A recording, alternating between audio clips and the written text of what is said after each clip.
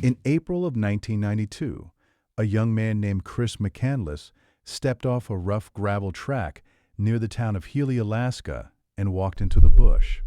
He was 24 years old. He crossed a river called the Teklanika while it was still low and quiet, barely up past his knees. A few miles on out in the open tundra, he found an old abandoned city bus, rusting where road crews had left it decades before. He made it his home. For most of that summer, he hunted small game, read his books, and wrote in a journal.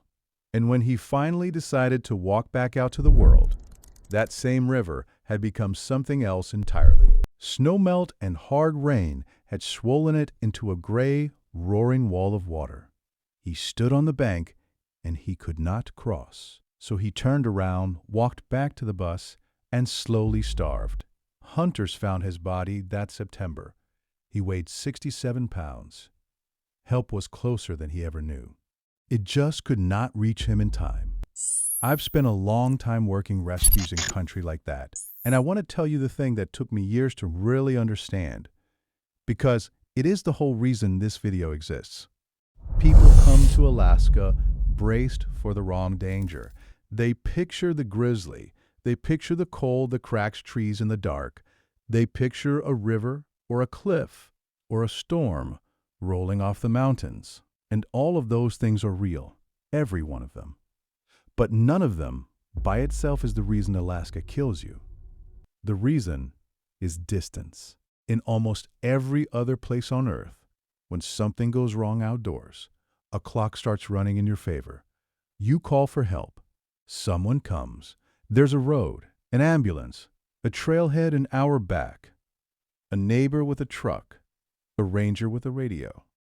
The entire modern world is built on one quiet promise. A promise so deep you've stopped noticing it. The promise that help is already on its way. In the Alaskan interior, that promise is a lie. The clock does not run, or it runs so slowly and depends on so many things you cannot control. That is the whole story. Not the bear, not the water. The gap between you and anyone who could reach you before it's too late. Let me give you the ground truth first, because the sheer scale of this place is almost impossible to hold in your head. Alaska is by far the largest state in the country. It is more than twice the size of Texas. You could drop Texas into the middle of it and still have room on every side. And it is the least connected place in America by a wide margin. Most of the interior has no roads at all. Not bad roads. Not dirt roads, no roads. There are towns in this state, real towns with schools and churches, that you cannot drive to no matter how long you're willing to try. There is no cell coverage across enormous stretches of it, and I mean areas the size of entire eastern states with not one bar of signal. Whole regions are reachable only by boat or by small bush plane landing on gravel and water. In much of Alaska, the nearest place you'd call a town is not a short drive away. It is a full day of travel, if the weather even lets you move. And here is the piece that changes everything. The piece the postcards never mention. The aircraft that would come and get you, the float plane or the helicopter, is the very same aircraft the weather can pin to the ground for days at a stretch. In most of this state, the ambulance has wings, and wings do not fly in fog. They do not fly in a whiteout, or a low ceiling, or a hard wind screaming down a valley. So the one machine that represents your entire safety net is grounded by the exact same storm that put you in trouble in the first place. Read that twice. The weather that endangers you also disables your rescue. Nowhere else does that happen so completely. Now, that is not the Alaska most people carry in their minds. The Alaska in your head has been carefully arranged to feel reachable, and I don't blame you for it, because I used to picture it the same way. You've seen the float plane touching down on a mirror-still lake, ringed by mountains. You've seen the guided fishing lodge with the hot coffee and a smiling captain and the satellite phone on the wall. You've seen the reality shows, where the crew always seems to be one radio call away from a pickup, and the drama always resolves by the closing credits. You've seen the one big highway winding north past the peaks, and somewhere in the back of your mind, that highway quietly tells you the whole place must be connected, that civilization is never really that far off the road. And you carry the assumption every modern person carries now, the deepest one of all, the one we don't even say out loud. That help is a phone call away. That if it ever truly got bad, you could always reach someone. In the Alaskan bush, you cannot. There is often no one to call and no signal to call with, and no way for anyone to guess where you are. That single false assumption is the thread running through nearly every death I've ever seen out here. So let me walk you through the ways it actually happens, one clean piece at a time. 5 mechanisms. And I want you to watch for the thing they all share, because by the end, you're going to see that they are not 5 different dangers at all. They are one danger wearing 5 different coats. Start with the simplest one, the one that feels the most harmless of all, your vehicle. There's a road in the far north of the state called the Dalton Highway. It runs more than 400 miles from just above Fairbanks all the way to the edge of the Arctic Ocean. People drive it now for the adventure of it, to say they crossed the Arctic Circle and touched the top of the continent. And on a clear summer day, rolling along the gravel with a pipeline running beside you, it looks like any other rough back road. But north of a tiny outpost called Coldfoot, a place with a population of around a dozen people, there is a stretch of roughly 240 miles with no services of any kind. No gas, no store, no town for that entire distance. It is the longest stretch of road without services anywhere in North America. There is no cell coverage. The traffic is mostly enormous trucks hauling supplies up to the oil fields. And if you are broken down on the shoulder, those trucks often cannot stop for you, because it burns too much fuel and time to get a fully loaded rig moving again on those long, steep grades. Now think carefully about what that actually means. Your engine dies, or you slide off into the ditch on a stretch where a tow truck is a full day away, if one comes at all. It starts to rain. The temperature begins to drop the way it always does when the sun dips behind the ridge. You've got a jacket, half a bag of snacks, maybe a bottle of water, and a phone showing no bars and no hope of any. And here is the trap, the thing that makes this the purest version of the whole lesson. You are not in immediate danger. You feel completely fine. You're simply stuck in a place where being stuck is the entire problem. The machine that carried you out into all this beauty has quietly become the thing that stranded you in it. And the country around you does not care in the slightest that you meant to be back at the hotel by dinner. It does not adjust. It does not soften. It just waits. That is the pattern in its plainest, least dramatic form. Hold on to it, because everything else I'm about to show you is only a louder version of that exact same trap. If this is landing for you, if you're the kind of person who respects the outdoors instead of underestimating it, do me one small favor and tap that like button. It genuinely helps this kind of honest, no-nonsense wilderness storytelling reach the people who actually need to hear it before they head out the door. All right, let's keep going, because it gets sharper from here. The second mechanism is water. And to show you exactly how it works, I want to take you back to that first river, the Teklanika. Remember, McCandless crossed it easily in April.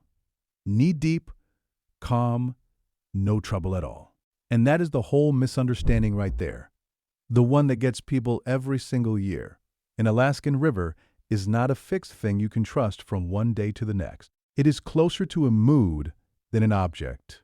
In spring, most of the snowpack is still locked up in the high country. But when the melt finally comes, and especially when that melt lands on top of a stretch of heavy rain, the same gentle crossing you skipped across in the morning turns into a churning gray flood by the afternoon.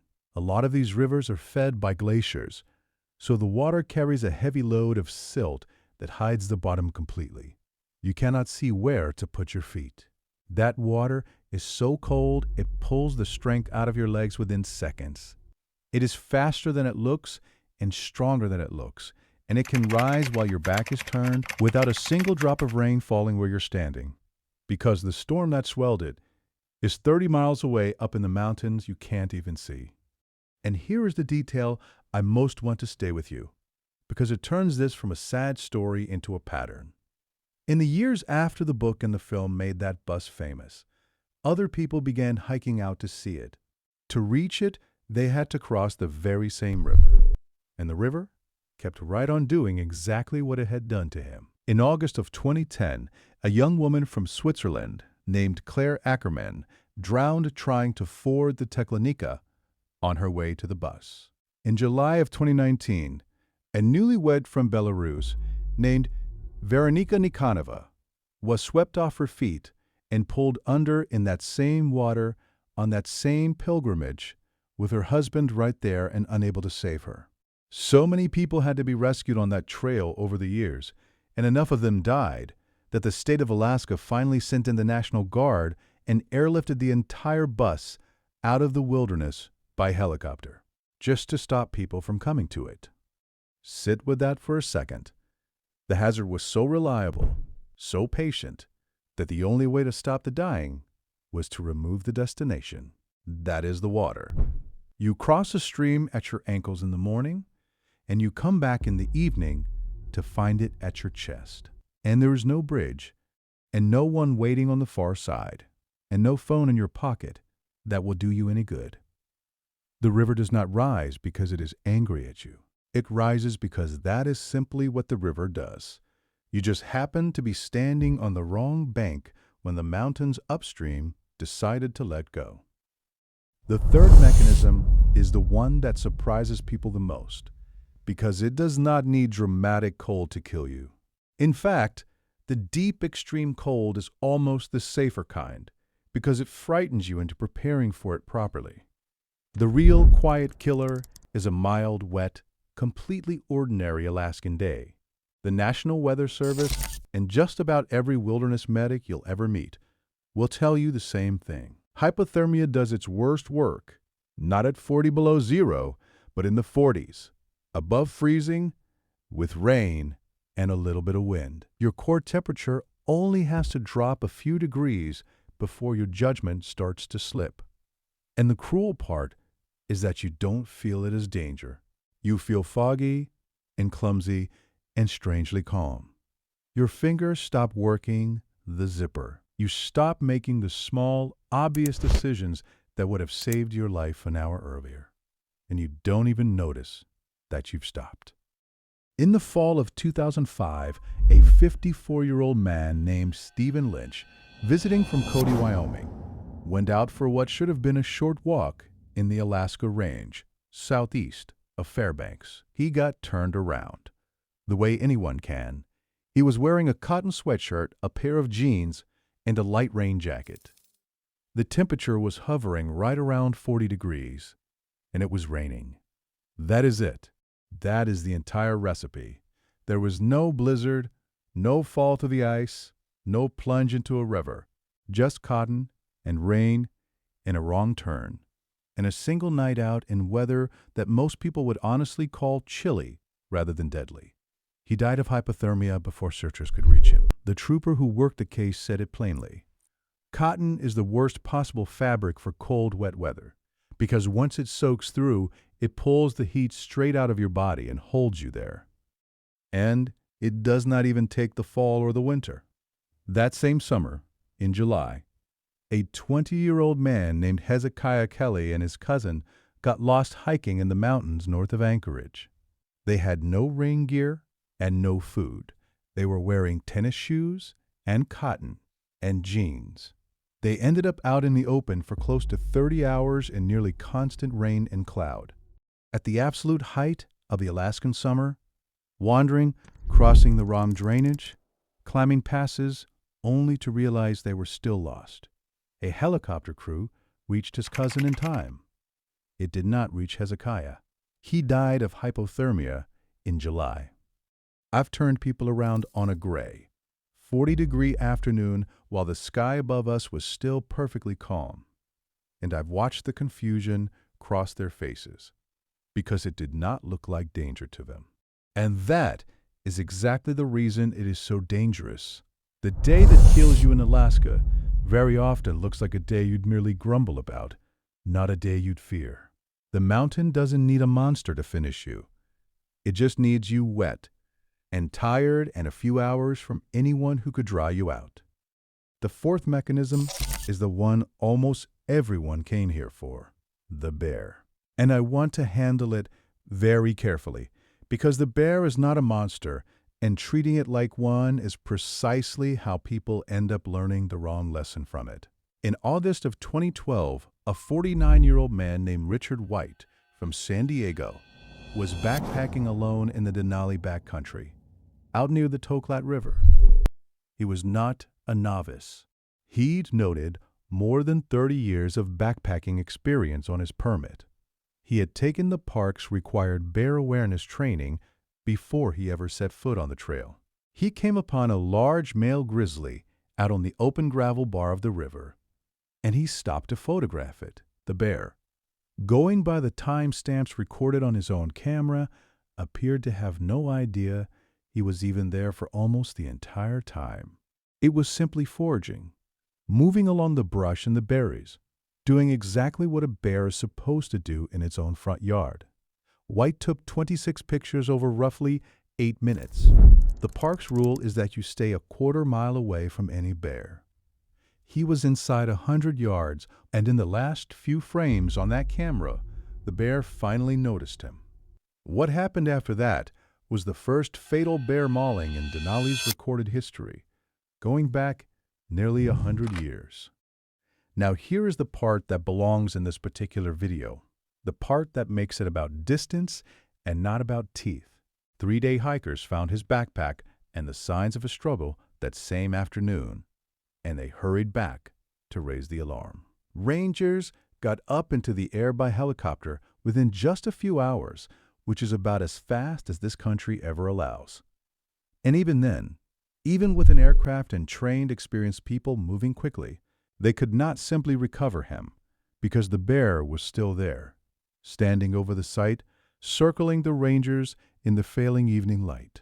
They had to retreat and come back the next day to finish it. That is the whole point, right there. This was not some untouchable, unmapped corner of the wilderness. It was near a park road in one of the most visited wild places in the entire state, and the distance still won. A man was alone, the nearest real help was hours away, and by the time anyone even knew he was in trouble, the outcome had already been decided for him. And it is not only the famous parks. In that same year, 2005, an Anchorage couple, Rich and Kathy Huffman, were killed by a bear while they slept in their tent along the Hula Hula River, far out on the North Slope, inside the Arctic National Wildlife Refuge, about as remote a spot as exists on this continent. Experienced, capable people, deep in country where no help of any kind was within reach. The bear in the Denali story was not evil. It was home. Richard White was the one who was far from his. That distinction matters, because if you walk away from this thinking the lesson is that bears are villains, you've missed it entirely. The lesson is that you were alone, and the help was hours away, and out here, that combination is the thing that kills. Which brings us to the fifth mechanism, and in a lot of ways it is the purest and most Alaskan one of them all. Being stranded when the aircraft that was your only way out cannot come for you. Remember, most of the interior has no roads, so people fly in. A bush pilot drops you at a remote lake, or a river gravel bar, or a rough strip cut into the tundra. And the entire plan rests on one thing. The pilot comes back on the agreed day and flies you home. That is it. That is the whole safety system. And that one return flight depends on weather you cannot control, over terrain that offers no backup, no second road, no walking out. When that flight can't happen, everything unravels. In 1981, a wildlife photographer named Carl McCunn hired a bush pilot to drop him at a remote lake far to the northeast of Fairbanks, up toward the Brooks Range, so he could photograph animals through the summer. He brought hundreds of rolls of film and more than 1,000 pounds of supplies. He was not careless about food. What he was careless about, by his own account, written later in his diary, was clearly arranging for someone to fly back and pick him up when the season ended. Late that summer, when a state trooper's plane happened to pass overhead, McCunn waved up at it in a friendly, relaxed, casual way. He did not know that the casual wave, arm up and easy, is the signal that means everything is fine, do not wait. The plane moved on, and as the days grew shorter and the first cold came, and his food finally ran out, he understood, slowly and then completely, that no one was coming for him at all. He kept a diary the entire way down. It is one of the most haunting records this state has ever produced, because it is the sound of a capable, intelligent man realizing, page by page, that the distance had closed around him like a door swinging quietly shut. And I want to be clear that this is not just an old story from a rougher time. In August of 2023, a bush pilot was flying a hunter out to a remote airstrip in the Denali Preserve. The small plane went down in a steep, narrow ravine along the Yentna River. The pilot and the hunter, a 44-year-old man from Chugiak named Nicholas Blaise, were both killed in the crash. The very first rescue flight that launched that night had to turn around and come home because of the weather. A second flight the next morning finally located the wreckage, but the terrain was so steep and so tight that they could not safely reach it. And all the while, a second hunter, waiting patiently at a different airstrip for a pilot who was never going to arrive, was only found and pulled out because he happened to be carrying a satellite messenger and managed to get word out to friends himself. Nearly everyone in that story did roughly the right things. The distance ran the clock anyway. So why does this keep happening over and over, and specifically to smart, capable, careful, experienced people? Because the very mind that keeps you alive in the lower 48 is the exact mind that gets you killed up here. There is a thing I've come to call the competence trap. If you've hiked for 30 years, camped through hard weather, handled yourself in real mountains back home, then your instincts are constantly telling you a comforting thing. They're telling you that you can handle this. And your instincts are not wrong about your skill. They are wrong about the setting. Every one of those hard-earned skills was built in a place with a safety net underneath it. A net you have quietly stopped being able to see. Up here, that net is gone, and your skills are still writing checks that assume it's there. Add to that plain old optimism bias, that deeply human certainty that the truly bad thing always happens to somebody else, and you get a genuinely capable person making a whole series of perfectly reasonable-looking choices in the one place on the continent where reasonable is not nearly enough. But the specific Alaskan version of the mistake is not about underestimating the bear or the river or the cold. People up here tend to respect those individual dangers just fine. What they underestimate almost every time is the distance, the isolation, the plain physical fact of how far away help really is and how quickly and quietly the path back to it can close behind you. You can be fully prepared for the hazard itself and still be completely undone by the geography wrapped around it. That is the trap that caught nearly every person I've told you about tonight. It was not a lack of respect for the danger in front of them. It was a lack of respect for how alone they would be at the exact moment that danger arrived. I want to be clear about one thing before we finish, and I mean this. Nothing I've said is trip planning advice, and none of it is me telling you to be afraid of a place that I love with my whole heart. Conditions out here change constantly, far faster than any video could ever capture. If you do go, and I hope you do, tell someone your exact route and your honest turnaround time, and then keep it. Because, in my experience, the people who make it home again are almost always the ones who turned around while it still felt a little too early to be turning around. Because in the end, the land does not know that you are out there. The Teklanika was rising and falling with the seasons for 10,000 years before Chris McCandless ever stood on its bank. Those toe-clad gravel bars were bear country long before anyone thought to draw a park boundary around them. The Brooks Range was swallowing sound and light and distance whole long before we had names for any of it. None of this is personal. The river is not hunting you. The bear is not lying in wait for you. The cold has no opinion of you at all. None. Not one way or the other. And that is the single hardest thing for a modern person to truly take in. Because we have built an entire world around our own safety and comfort. A world where help is always a phone call away. Alaska is the last big place on this continent that never got that message and never agreed to it. It is not cruel to you. It is simply indifferent in the oldest and truest sense of that word. It does not rearrange itself around your plans or your schedule or your life. And that indifference, hard as it is the exact reason it is still the last true wild place we have left. The very distance that kills people out there is the same distance that keeps it wild. You genuinely cannot have the one without the other. The moment you make it safe, you've made it something else. So respect the distance, not the bear, not the water, not the cold. The distance.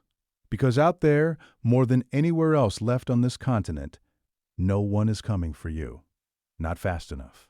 If this is the kind of honest, careful, clear-eyed look at the wild that you want more of, subscribe and stay with me. Next, I'm breaking down another landscape that hides this very same trap in a completely different disguise. And I promise you, once you learn to see the pattern, you will never look at a quiet trailhead the same way again. That one's on screen right now.